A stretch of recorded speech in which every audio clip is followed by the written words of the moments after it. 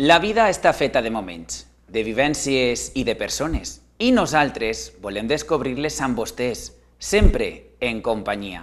Avui ens acompanya Jesús Huguet i Pasqual, llicenciat en Dret i Filologia, escriptor, poeta, assagista, editor i una de les figures més destacades en la defensa de la llengua i la cultura valencianes. Al llarg de la seva trajectòria ha combinat la docència universitària amb la investigació, la gestió cultural i la responsabilitat institucional, ocupant càrrecs com el de director general de Política Lingüística i secretari del Consell Valencià de Cultura, amb una extensa obra literària i una intensa tasca en favor del patrimoni cultural i de la promoció del valencià. Avui conversem amb ell sobre la seva vida, els seus projectes i la seva visió del present i del futur de la nostra llengua i la nostra cultura. Sigueu benvinguts i benvingudes al programa. Comencem este temps de conversa i descoberta amb el nostre convidat d'avui, una persona que ens obri el seu univers professional i vital. Benvingut, Jesús Huguet. Benvingut al programa. Moltíssimes gràcies. Gràcies a vostè. I també tenim el nostre col·laborador, Aurelià Lairón. Molt bona vesprada. Molt bona vesprada, Àngel. Cronista oficial d'ací, de la ciutat d'Alzira, on coneix molt bé la trajectòria del nostre convidat. La veritat és que Jesús és un bon amic, és una persona entranyable i anem a descobrir-lo a través d'este programa. Així és, i amb el vostre permís anem a fer un repàs per la biografia del nostre convidat. L'escriptor, editor, sociolingüista, cronista, polític i activista cultural Jesús Huguet Pasqual va néixer a la localitat castellonenca d'Onda l'any 1944 i resideix des de maig de 1963 a la localitat riberenca d'Alberic. És llicenciat en Dret i Filologia i va ser professor i coordinador dels cursos de l'Institut de Ciències de l'Educació de la Universitat de València de Lingüística Valenciana i convidat d'altres universitats com la d'Humanitats de Nàpols, l'Estatal de Sant Petersburg, l'Autònoma de Zacatecas, Mèxic, la de San José de Costa Rica i l'Antigua de Guatemala, etc.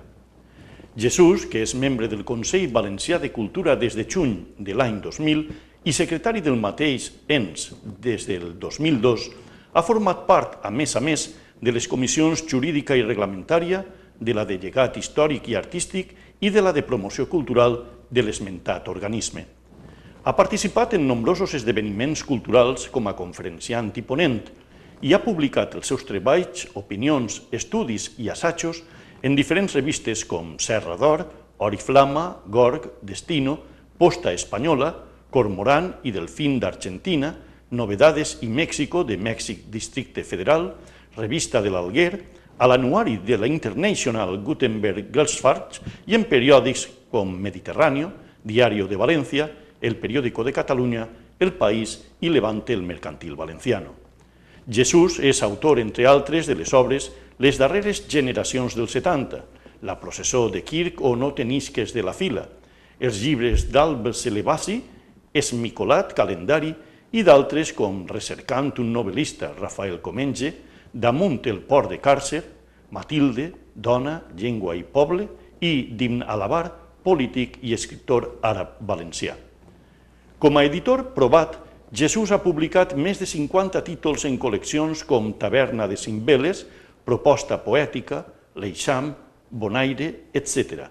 Com a editor institucional, ha dirigit centenars d'obres en col·leccions com Clàssics valencians i Fonaments de la Conselleria de Cultura i Educació de la Generalitat Valenciana, de la qual va ser cap de publicacions. Va ser així mateix director general de Política Lingüística i diputat en les Corts Valencianes pel PSPB-PSOE. Jesús presideix en l'actualitat l'Acadèmia Valenciana de Genealogia i Heràldica. Doncs ahir escoltàveu eixe repàs per la biografia del convidat d'avui, Jesús Huguet, i què millor que el tenim ací i anem a escoltar de la seva paraula. A part de donar-te les gràcies per estar ací, Jesús. Jo la veritat és que quan comencen a dir tantes coses, l'únic que me ve al cap és que ja tinc molts anys. O sigui, l'únic que significa que hagis fet tantes coses és que la teua vida és llarga. O sigui, jo no considero que hagi fet més mèrits que el senyor que va treballar al camp, a l'oficina o a una fàbrica. Ha fet el que me corresponia fer. Per exemple, en política jo mai he intentat medrar en política, aspirar, però en un moment determinat me diuen home, tu ho faries molt bé en el tema de la llengua o en el tema de la cultura i tal, però sobretot a mi el que més m'ha interessat i el que més m'ha importat en esta vida és la promoció cultural. La cultura per a mi és un element bàsic de l'individu. És allò que un poc el que en el Concili Vaticà II seria, que només la cultura farà a la persona lliure. Només la cultura fa a la persona plenament humana. I això és el que m'ha impulsat a mi tota la meva realització al llarg d'aquests anys. I això com a conseqüència ha comportat, sí, que n'hi ha algunes coses que he fet, algunes coses i que van sumant i que Déu vulgui que sumen moltes més. Exacte. Parlaves de molts anys, però si li sembla bé, anem a començar des del principi, perquè va néixer a Onda. Exactament. I viu a Alberic. Exactament. Com recorda la seva infantesa? Pues la meva infantesa, la veritat és que si és de veres això que diuen que un no recorda molt la infantesa perquè va ser molt feliç i que per tant pues la meva infantesa sí que va ser, me'n recordo que va ser feliç, i això que clar, els anys quan vaig néixer, els anys 40 i al principi dels anys 50 no era un període massa florent i massa ric, no? Però sí que el recordem. Per altra banda, és una infància que està molt relacionada en el Cira, perquè resulta que en ma casa, justament a la part de darrere de la casa, de la meva casa, de la casa dels meus pares i després meva, hi havia un corral que és a mon tio José María Llopico, en la Guerra Civil va guardar les figures de Sant Bernat i les Germanes. O sigui, d'allí que en el Cira hi ha un carrer dedicat a mon tio José María Llopico, que jo per part de pare soc de la família dels Llopicos, mon pare és Salvador Huguet Llopico. Vull dir que una infància, recorde, la veritat és que molt feliç, també és de veres que jo vaig tindre dos germans majors que jo i clar, el xiquet era el mimat de la casa. Jo coneixia, Jesús, la història, la teua vinculació amb el Cira, amb Sant Bernat i amb Onda, però què és el que et va portar a tu a estudiar alhora, al mateix temps, dret i filologia? Doncs anem a veure, dret per una qüestió de caràcter professional, que me van dir cal que estudies dret i tal, però que consti que jo mai m'ha escrit com a abogat. No has exercit l'advocacia? No, jo vaig fer uns estudis de dret, però no mai ha exercit d'abogat, ni m'ha inscrit en el col·legi d'advocats, o sigui, no soc advocat, seré un que ha estudiat dret però que no és abogat. Ho tenies clar? Però filologia sí que m'ha interessat, filologia m'ha interessat i molt més quan me vaig dedicar a treballar en l'ICE de la Universitat de València, l'Institut de Ciències de l'Educació, i després quan he començat a treballar, o quan vaig començar a treballar en universitats estrangeres en temes de filologia. Tant a la Universitat de Nàpols, que vaig dirigir un curs, en la Universitat de Sant Petersburg, que vaig elegir també diversos cursos. En fi, la filologia sí que ha sigut una cosa que m'ha interessat i ha sigut el que m'ha conduït moltes vegades a accions també de caràcter professional, com la Direcció General de Política Lingüística i tota la producció literària que vaig fer com a editor en la Conselleria de Cultura. La Conselleria de Cultura va ser una etapa molt important en la meva producció, diguem-ne, de caràcter llibrers o generalment de caràcter cultural. I en aquells anys, què significava ensenyar lingüística valenciana? Bé, doncs n'hi havia, per una banda, n'hi havia sempre ha hagut un grup de gent que ha estat molt sensibilitzat per la llengua. Era un grup de gent que quan dius anem a muntar un curs de lingüística al Cira o a Xàtiva, que jo d'alguna manera vaig coordinar tota l'àrea sud de la província de València, o a Gandia i tal, hi havia una trentena o una quarantena de mestres o de llicenciats, o sigui, gent que tenia una carrera i que per tant anava a treballar en el tema, que s'apuntaven, o sigui, que s'inscrivien, el qual vol dir que n'hi havia una certa sensibilitat. A part de que sempre ha hagut també una quantitat menor, si se vol, però que tenien sensibilitat per al propi estudi de la llengua. O sigui, no solament com a activisme, diguem-ne, social o cultural, sinó també professional i d'aprofundir en la pròpia essència lingüística. I has observat una evolució internacional d'interès pel valencià?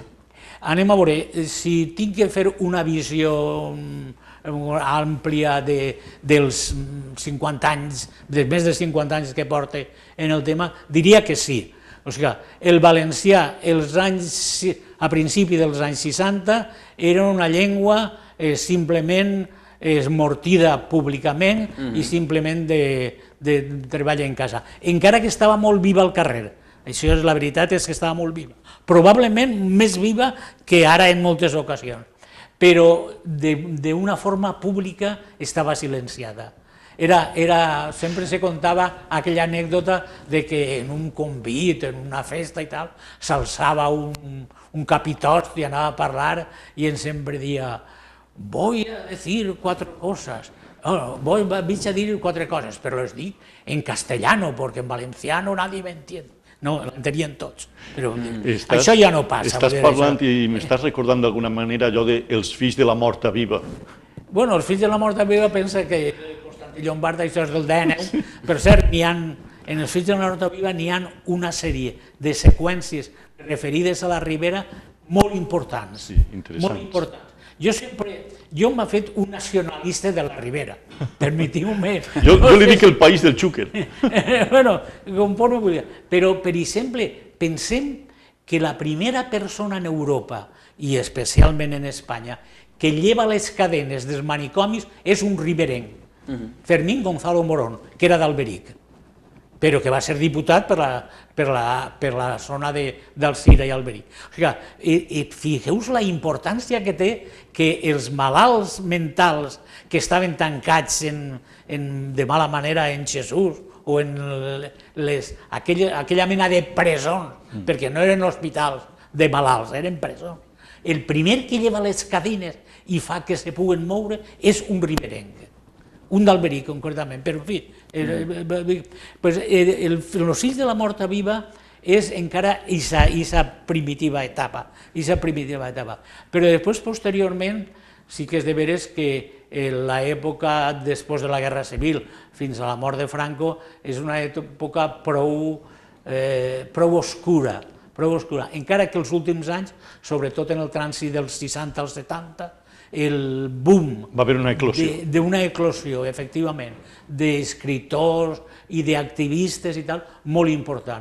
Una eclosió que en ocasions ara la nosaltres ha faltat. Ara n'hi ha més escriptors, n'hi ha més professionals. Jesús, què va portar l'interès per la llengua en els anys 60?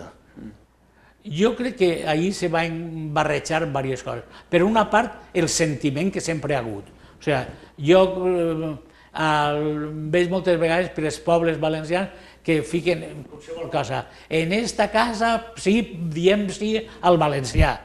I no són ni professionals de l'educació, ni activistes per la llengua, ni gent políticament, sinó sempre ha estat isa. Però també és de veres que en els últims anys del franquisme el tema de la reivindicació de la llengua, de la cultura i de la identitat anava barrejada en el tema de lluitar contra un món que s'estava formant. Jesús, coneguem moltes facetes, perquè té moltes facetes, però a nivell d'escriptor, quin gènere literari és el més còmode? Si me demanen, jo diria que la poesia. Per a mi el tema que més m'interessa és la poesia. El que passa és que, per exemple, l'últim llibre de poemes que he publicat, que és 2 quasi cal·ligrames i un testament, és en realitat un llibre, excepte la segona part, que és el testament, però la primera part és recuperació de poemes meus de fa com a mínim 65 anys. 65 anys. I veig la diferència que hi ha entre els primers poemes que eren rompedors, trencadors, diguem-ne moderns, quasi abstractes, no m'atreviria a dir. I, per exemple, l'última poesia que ha fet, no concretament el testament, perquè això ha sigut una cosa molt de caràcter personal, però l'última poesia que ha fet oscil·la entre un modernisme com Foix o Prespriu, etc., i una poesia molt influenciada per autors com Estellés o... Jesús, de fet, què has intentat transmetre amb la teua poesia? La poesia és una cosa absolutament personal. No sé si sabeu que n'hi ha una corrent dels estudiosos per ahí que diu que no existeixen els poetes. El que existeix és la poesia. La poesia és com una boira que està ahí. I aleshores hi ha unes persones que tenen una determinada sensibilitat, bé per elles mateixes o bé per una imatge o per una referència que tenen enfront i tiren mà d'ahir, perquè tenen la sensibilitat d'ahir. Doncs jo, senzillament, sempre he tirat mà, me crec aquesta teoria, perquè sempre he tirat mà. Ve una poesia d'amor, ve una poesia simplement musical, com és les últimes coses modernistes que ha fet, o ve una poesia molt activa per la meva efervescència per la identitat valenciana. A mi la identitat del meu país m'importa moltíssim, m'importa moltíssim. Jo crec que sense identitat la personalitat queda capidisminuïda. A mi me dona molt de pànic quan veure el mecanicisme que s'està imposant en la nostra vida. Ja no n'hi ha sentiments pròxims, ni d'amor, ni d'estima, ni d'afecte, fins i tot ni d'odi, ni de reivindicació. No, no, ara és una cosa absolutament mecànica, com deia Berlanga moltes vegades, parlant de poesia eròtica, deia, és que això és com una màquina, xip-xum, xip-xum, xip-pum, xip-pum, xip-pum. Diu, però ahí no n'hi ha sentiments. S'està perdent la sensibilitat. Exactament. Jesús, ha publicat moltíssimes obres literàries. Moltes. Moltíssimes. Però així m'has portat unes quantes que m'estaves destacant, m'agradaria destacar les que has portat així. Bé, anem a veure. Jo he portat moltíssimes. Moltíssimes. No cabrien en este plató.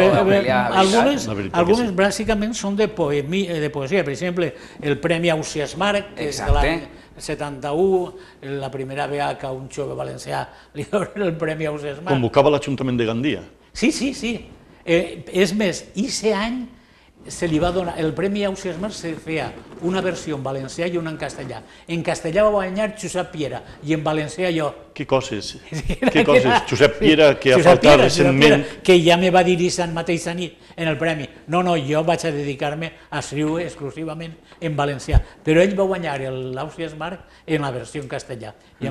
Però, a part de la poesia que ha sigut... Jo he fet, diguem-ne, n'hi ha dos grups literaris que m'han interessat molt. Un és l'assaig biogràfic històric, per exemple, tot el tema de la impremta valenciana, el tema dels últims moriscos, Benalabar i Bamira, el tema d'aproximació a manifestacions populars, el tema, per exemple, de les festivitats tradicionals valencianes, com de Sant Antoni, de poblets xicotets de la Serra Espadà, que units a la seva història, o sigui, diríem, dos grans grups, un seria històric identitari, en quant a persones o llocs, i un altre seria d'història pura i dura, com per exemple el de Matilde Salvador, la biografia de Matilde Salvador. Jesús, segueixes escrivint? Com? Segueixes escrivint? Sí, jo sempre. Què estàs fent ara, si es pot saber? Doncs mira, ara en aquests moments una primícia. Acaba d'escriure un llibre sobre un personatge cabdal de la història valenciana que és pràcticament desconegut, que és Doña Mencía de Mendoza, la famosa humanista valenciana... Vinculada amb els Vic? Claro, i senyora d'Alberic, i de Gavarda, i d'Alcocer, i de l'Àsquer, i...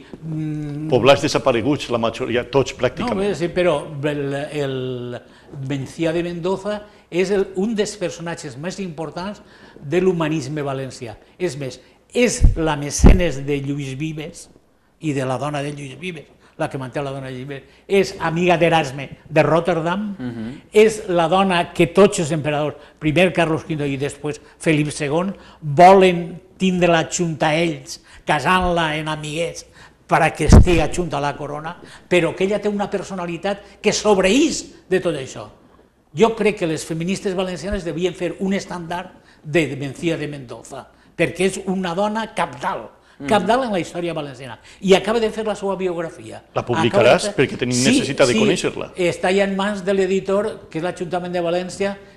Bueno, l'Ajuntament de València me la va demanar per fer una col·lecció de dones il·lustres, i ja l'acaba estos dies, vull dir que no sé quan eixirà, perquè ja se sap que les edicions institucionals tarden un poc. Recent treta del forn, com es pot dir, no? Com? Recent treta del forn.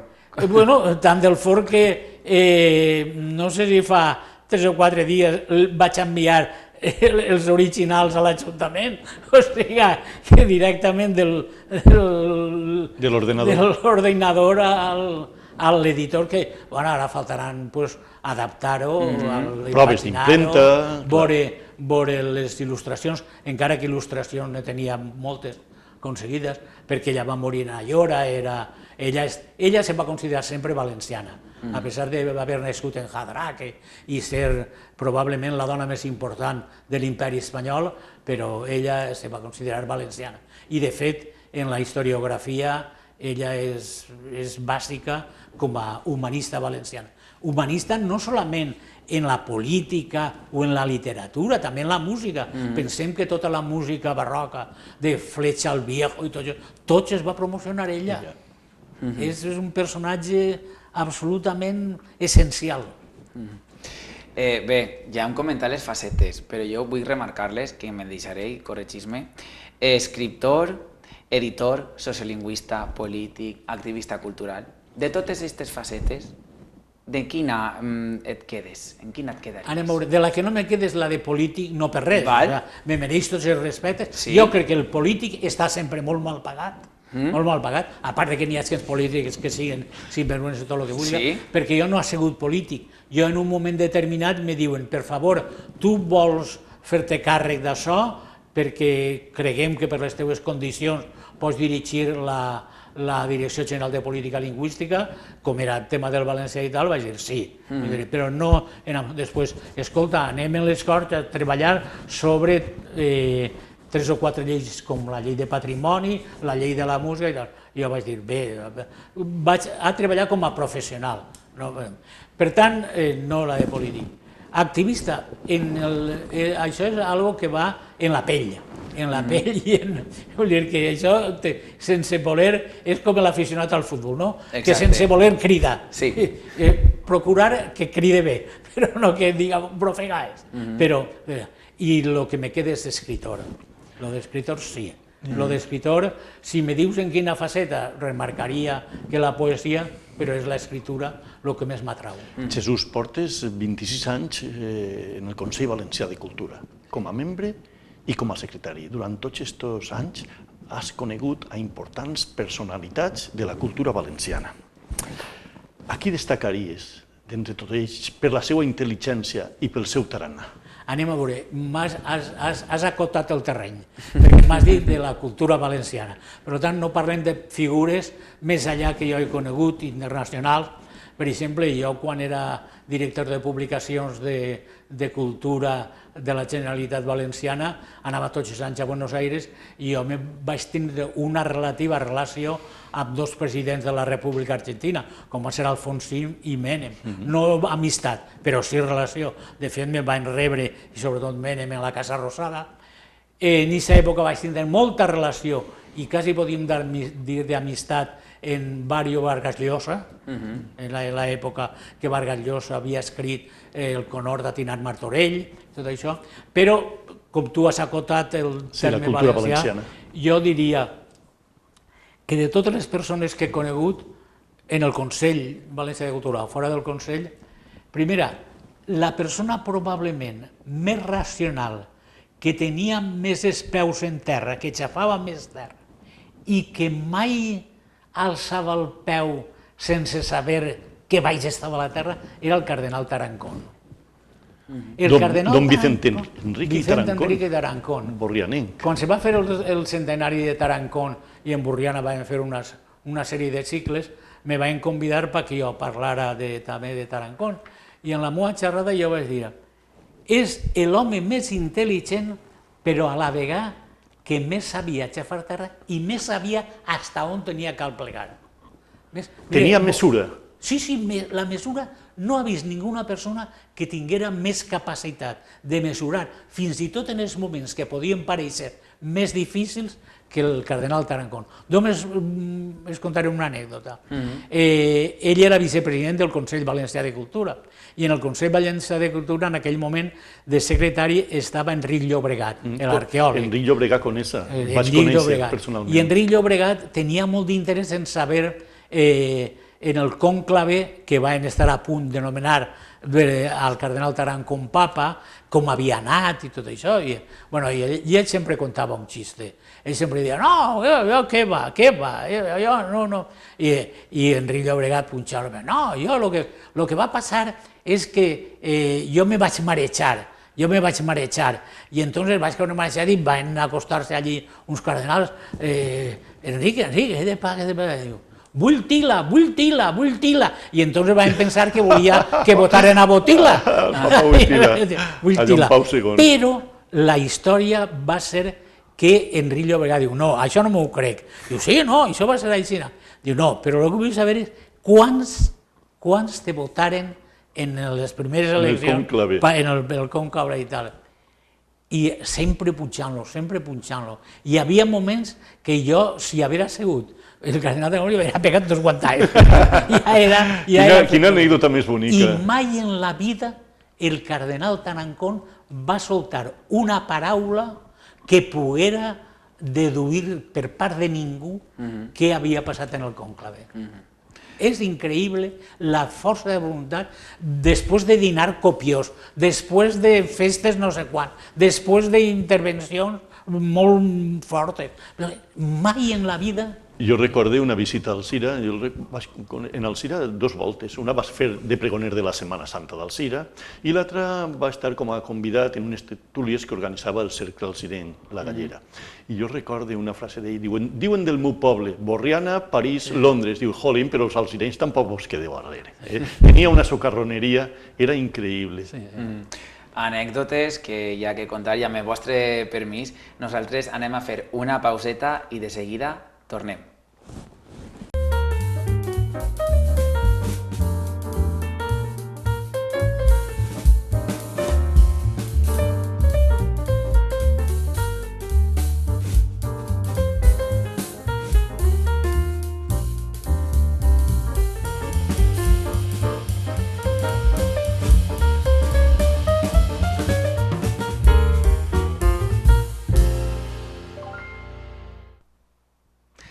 I continuem en companyia de, i en aquest cas tenim a Jesús Huguet i ens acompanya també Aurelià Lairón. Continuem perquè encara queda trajectòria. Jo crec, Jesús, que podríem fer més d'un programa, veritat? Ara, de moment... De moment anem a acabar en este. Bé, Aurelià, doncs continuem. Definís-nos, dis-nos alguna cosa en poques paraules dels intel·lectuals valencians, sobretot dels que han format part del Consell Valencià de Cultura, els quals tu has conegut. Per exemple, de Juan Gil Albert. Juan Gil Albert, la sensibilitat personificada. Era un home tan sensible que mai en la vida podies esperar que de la seva boca eixira una paraula fora de lloc.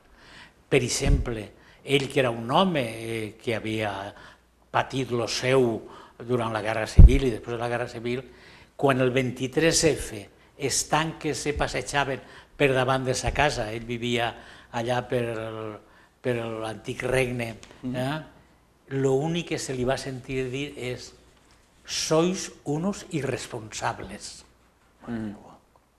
Era alcoià. Com? Era alcoià. Sí, ell va néixer a Alcoi, Jesús. però ell va viure molt de anys en València. Ara d'un riberenc, de Joan Fuster Orteig. Joan Fuster, per mi Joan Fuster és l'home que introduís la intel·ligència i la veritat en la cultura valenciana. I Joan Ferrando Badia? Juan Ferrando Badia era un home un poc especial. ell era un home absolutament escabussat dins del tema del dret, i sobretot del dret constitucional, i d'alguna manera això li ficava com unes orelleres que tot ho veia des de l'òptica del dret constitucional. D'un altre escriptor que ens pilla de prop perquè era riberenc, concretament de Carlet, de Xavier Casp. Xavier Casp. Xavier Casp és un personatge molt interessant, molt interessant. Jo crec que la gent l'ha minusvalorat, ha minusvalorat la seva poesia, perquè sempre l'han comparat amb la poesia de certs escriptors catalans i tal això, que ha sigut perjudicat Xavier Casp. Però la seva poesia, sobretot la seva poesia religiosa, és molt interessant. El que passa amb Xavier Casp és que jo crec que va tindre algunes influències de caràcter literari i no literari que no foren massa convenients. Jo el vaig conèixer en el seu moment, recorde, en Vilafamés, estic parlant de Vicent Aguilera Cerní. Vicent Aguilera Cerní era un home obsessionat per el món de l'art. Ell va plegar a ser president de l'Associació de Crítics d'Art de tota Europa, o sigui, era un home obsessionat per tot. Tan obsessionat que algunes vegades s'oblidava de la seva pròpia vida. I quan va fer tot el projecte aquell de Vilafamés, que va fer que Vilafamés... El Museu d'Art Contemporani. Però que fora el poble d'artistes, se va abocar en cos i ànima i suposa que allí va perdre diners, però de totes maneres era un absolutament enamorat i foròfob, per dir-ho en paraules actuals, del món de l'art. Un notable músic valencià, Enrique García Asensio. Enrique García Asensio, jo crec que és un director d'orquestra absolutament original. De fet, ell és l'alumne predilecte de Celibidache, el gran director, crec que era polac, era dels països de l'est, i és un poc l'hereu d'una forma de dirigir. I un home que jo crec que va viure un poc obsessionat en el record de València. Ell viu a Madrid encara, però ell no deixa... En sa casa, en la valla de sa casa, n'hi ha com un pentagrama en les notes de l'himne regional. O sigui, vull dir que ell això vivia. I això és aquesta contradicció entre la intensitat de la direcció i tal i el sentiment que te se'n va. Jo crec que tingueres també especial debilitat per ell. Estic parlant de don Santiago Grisolia. Bueno, Santiago Grisolia també és un personatge molt original i molt peculiar. Anem a veure. Santiago Grisolia és un científic que moltes vegades no se li ha reconegut, però ell és un científic. És més, un dia ell i jo tinguérem moltes conversacions privades i me contà anècdotes d'ell, de Severo Ochoa, de Sarita Montiel. Saben que Sarita Montiel i Severo Ochoa van tindre una mena de liaison, que dirien els francesos. I l'única vegada que jo he vist a Santiago Grisolia plorar és quan m'estava parlant de quan va tindre que deixar el poder investigar en el microscopi. El microscopi. És que, clar, Santiago Grisolia se va fer famós perquè li van dar molts premis, ell va ser el que va promocionar a Severo Ochoa i ell va heretar el Nobel de Severo Ochoa, està en València perquè se'l va quedar Santiago Grisolia, ell va ser el promotor de moltes de les actuacions científiques espanyoles des del punt de vista d'activitat.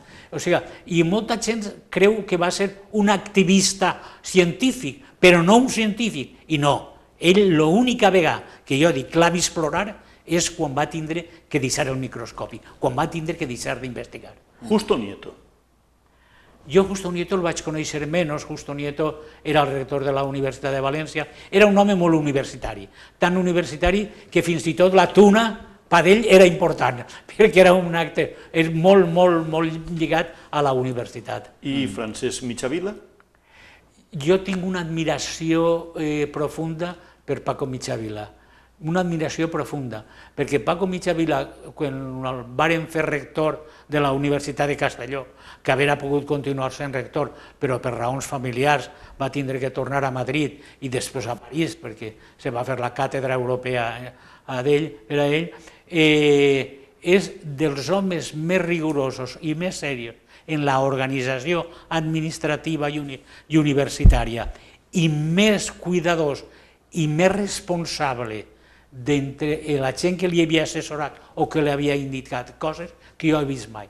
Ell va, a tots els que va consultar d'una manera o d'una altra, per una faena o una altra, a tots després es va donar informació i es va donar comptes de lo que havia fet i de lo que havia decidit. El notari Vicente Luis Simó Santonja. Tampoc el vaig conèixer massa, ell també estava un home que estava obsessionat en la cultura valenciana. De fet, ell sempre, quan me preguntava, era sempre per coses de la cultura valenciana, però jo relació així personal en ell de saber la seva vida diària no. Un altre riberenc, don Francisco Lozano. Mira, Paco Lozano és un pintor que ha tingut mala sort ara, últimament, perquè com torna a enaltir-se tant Sorolla, com sembla que Paco Lozano era un poc l'anti-Sorolla i no és de veres. El que passa és que Paco Lozano tenia una forma de reflejar el paisatge valencià i Lozano la tenia d'una altra manera. Però a mi me pareix un gran pintor. Els paisatges de Paco Lozano i sobretot els paisatges un poc d'àrids és de lo millor que jo he vist enmarcat. I d'un pintor a un escultor, Andreu Alfaro. Bueno, Andreu Alfaro, la meva admiració.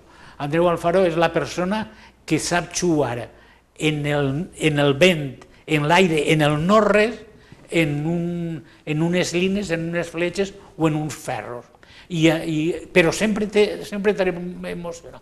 Jo recordo la primera vegada que vaig anar, bueno, no la primera, però una de les primeres vegades que vaig anar a Magúncia i vaig pujar on està l'Ajuntament de Magúncia, n'hi ha com una espècie d'escala, que n'hi ha una espècie de redolia aixina, que és una obra d'Alfaro.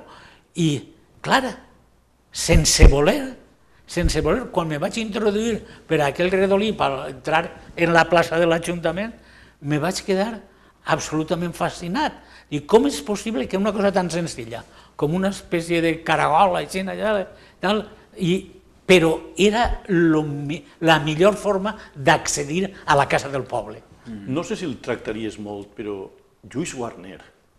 Bueno, jo Lluís Guarner tenia una especial relació amb ell, perquè jo a Lluís Guarner li vaig publicar tota l'obra que va fer ell sobre Querol i de fet Lluís Guarner me va demanar assessorament per a crear el Premi Lluís Guarner, que se dona de l'obra. Lluís Guarner era un escritor clàssic en tot el sentit ampli de la paraula. O sigui, ell escrivia, sobretot assaig, era molt bon professor, però quan se va comprar la casa allà en els valls, el jardí, en l'hort, en les escultures i tal, el seu món era la literatura i per tant el món, fins i tot la casa en la que volia viure i tal, era la literatura. Per desgràcia no va viure molts anys. Estem acabant amb els personatges. José Antonio Maravall. Com?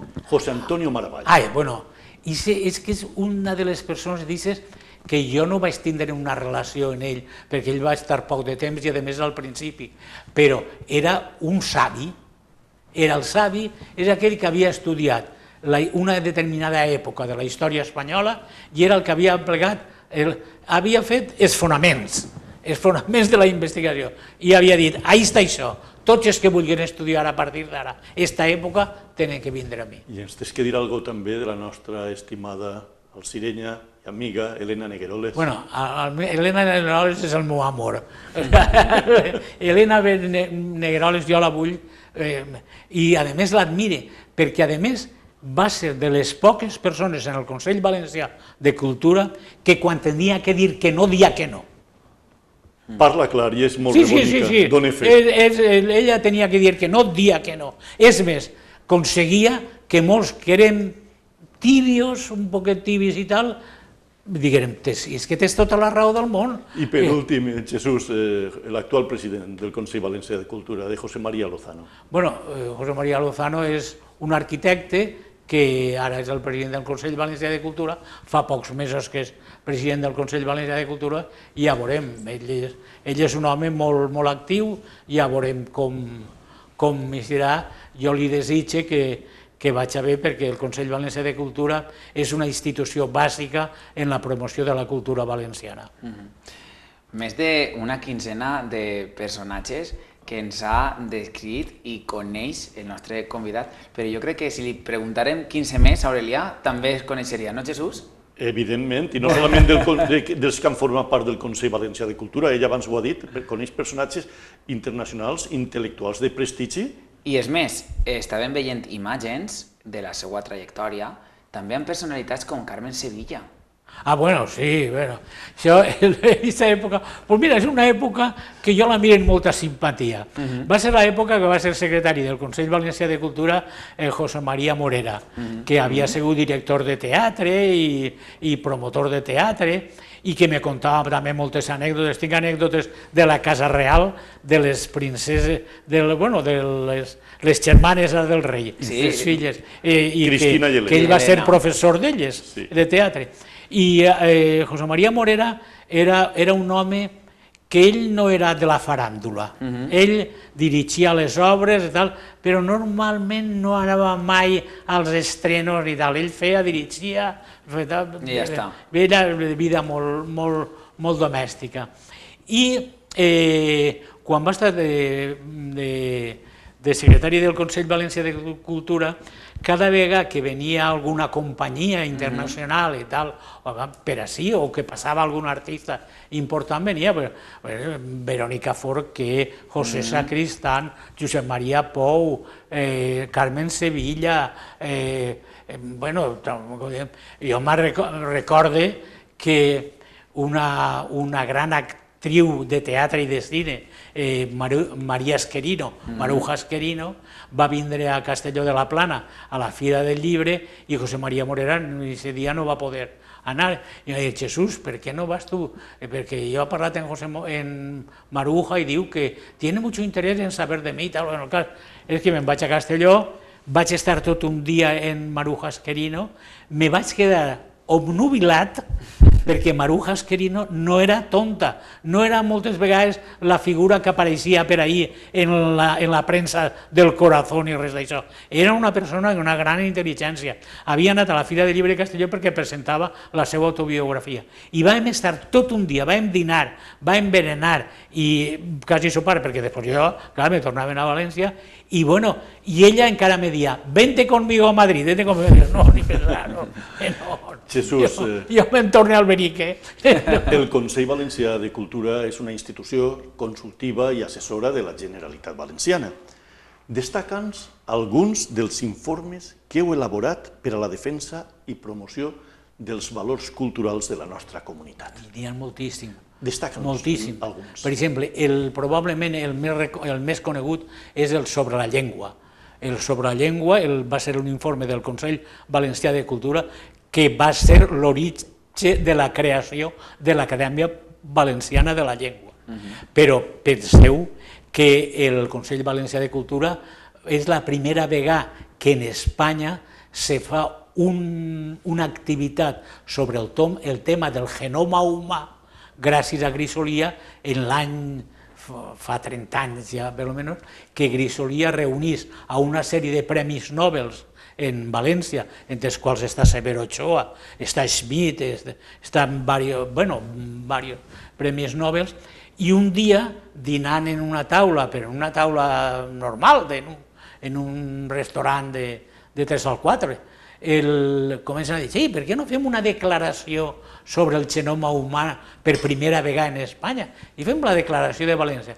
I se fiquen allí, i en el mantel, que era de paper d'estrassa, es comencen, en un rotulador, es comencen i fan un decàleg del tema. I aquest decàleg el vaig agarrar, el vaig enmarcar i el tenim en el Consell Valencià de Cultura, el paper d'estrassa, i allí ho tinc perquè perquè, clar, això està firmat per els millors premis Nobel que ens puguem imaginar.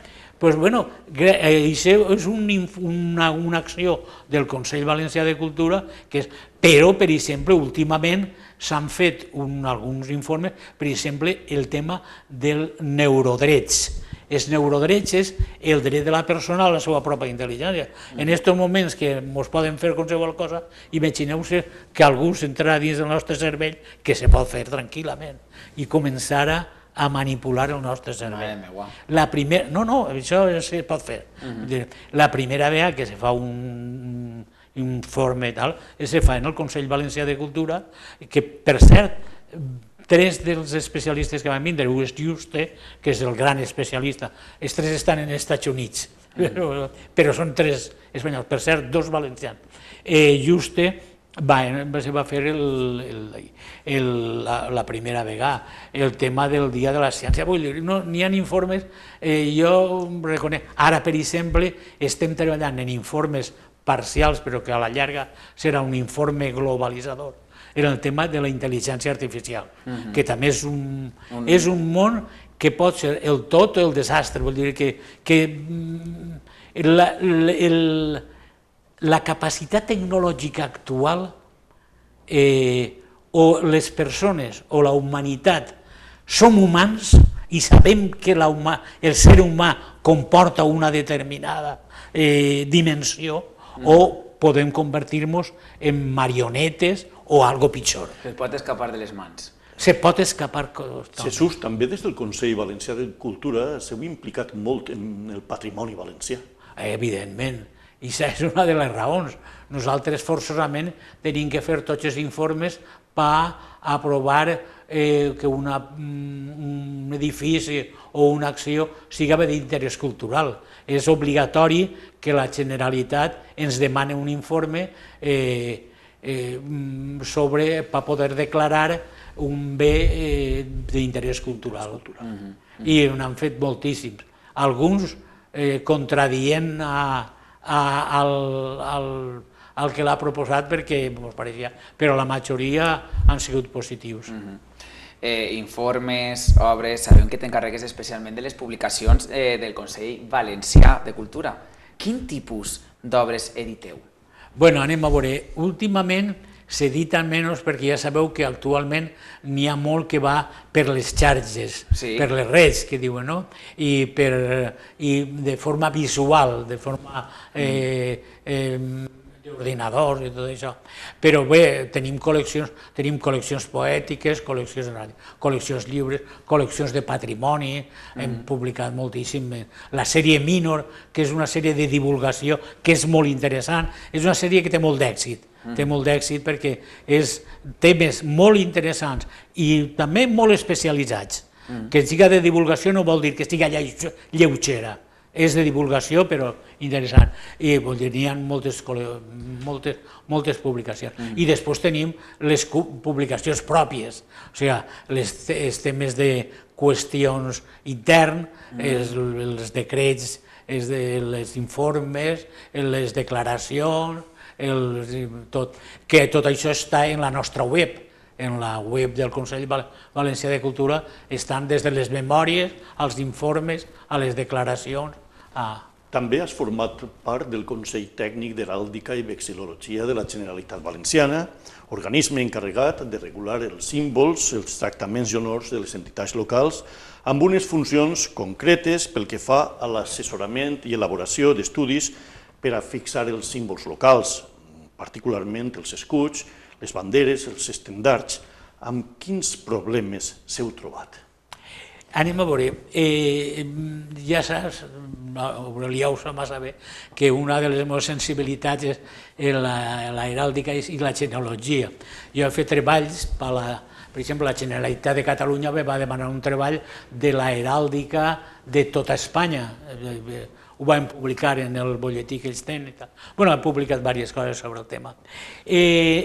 Quan va ser membre del Consell Tècnic d'Heràldica, sempre tens un problema, i és que quan un poble vol legalitzar el seu escut o la seva bandera, tendís a personalitzar el seu capritxo, bueno, el capritxo no, perdó, el seu desig, I no solament aquí, no solament a València, quan vaig fer l'estudi de tota Espanya, me vaig encontrar que n'hi havia poble en la qual només faltava que s'hi ficara el retrato de l'alcalde.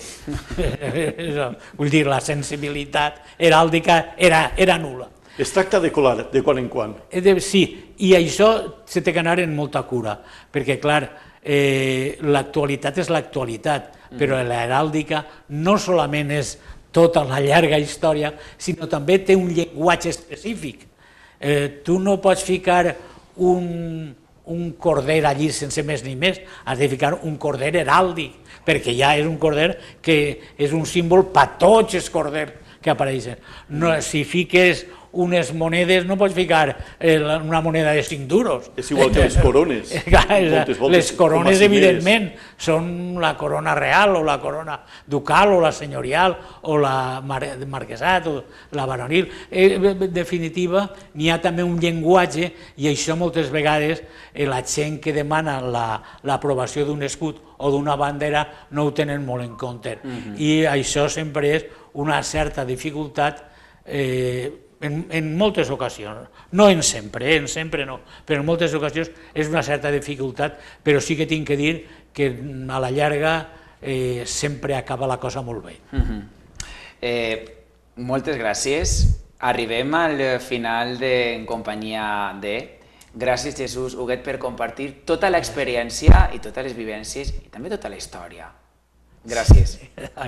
Gràcies a vosaltres. També moltes gràcies a Aurelià Lairon per compartir i per col·laborar amb nosaltres a aquest programa. I també moltes gràcies a vostès per compartir aquesta estona en companyia de. Molt prompte ens veurem amb més entrevistes, més vivències, però sobretot en bona companyia.